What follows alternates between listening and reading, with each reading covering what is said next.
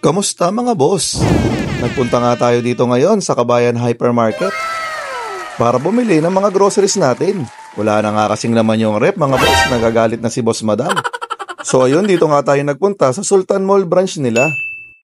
Isa nga itong Kabayan Hypermarket mga boss kung saan makakabili ka ng mga maraming Filipino foods. Ayan na nga mga boss, iba't ibang mga klase ng kakanin. Merong mga hopya, merong puto, at kung ano-ano pa mga boss. Masusunod mo nga talaga ang cravings mo dito mga boss sa mga Pilipino na kakanin. Ayan mga boss, pili lang kayo dyan. Meron ding iba't ibang klase ng mani mga boss. Dito nga sa mga biskwit at mga junk food area nila mga boss, para kang nasa Pilipinas lang din. Ayan, makikita mo iba't ibang klase talaga ng mga biskwit.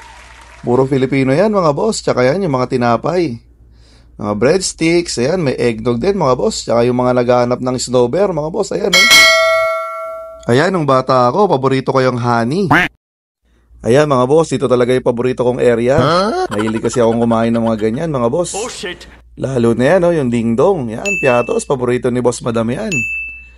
Ako naman, pinaka-paborito ko dyan, yan, yung chippy na red. Yan mga boss, ang sarap kasi niyan eh. Tsaka yan, oh, yung fish cracker. Lagi tayong bumibili niyan mga boss. Hindi natin pinapalampas talaga yan mga boss. Kaso wala yung isa kong paborito, yung tortillas na black. Yan mga boss, meron ding mga palaman. Cheese whiz, tsaka yung ladies choice. Yan, sa mga mahilig magluto mga boss. Ayan, nandito na yung mga condiments. So ayan, puro mga Filipino nga din. Meron mga dato puti. Saka yung Makati na brand mga boss. Ayan. Ayan, dito palagi nga si Boss Madam nagpupunta. Kasi nga yan yung mga ginagamit niya sa pangluto niya. Okay. Puro Pinoy nga yan mga boss. Ayan, merong Mang Tomas.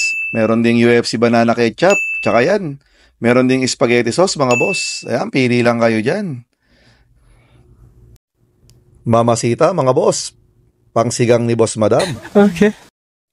Ayan mga boss, may promo nga din yung Makati. Ayan, 1+1 siya mga boss. Ayan, sa mga naghahanap ng hopya, ayan mga boss oh. Dito nyo lang makikita yan, yung Tipas Bakery na hopya. Ang sarap niyan mga boss.